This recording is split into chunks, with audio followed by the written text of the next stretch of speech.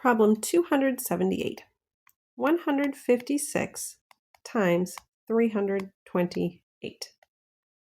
Starting all the way to the right in the ones column, 8 times 6 is 48. We write the 8 and carry the 4. 8 times 5 is 40, plus that 4 is 44. Write 4, carry 4. 8 times 1 is 8, plus 4 is 12. No more carrying.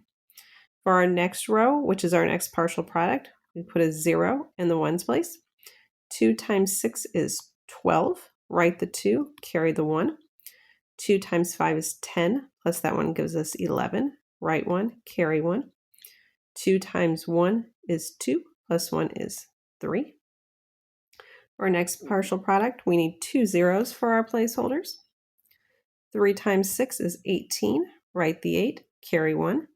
3 times 5 is 15, plus 1 gives us 16. Write the 6, carry 1.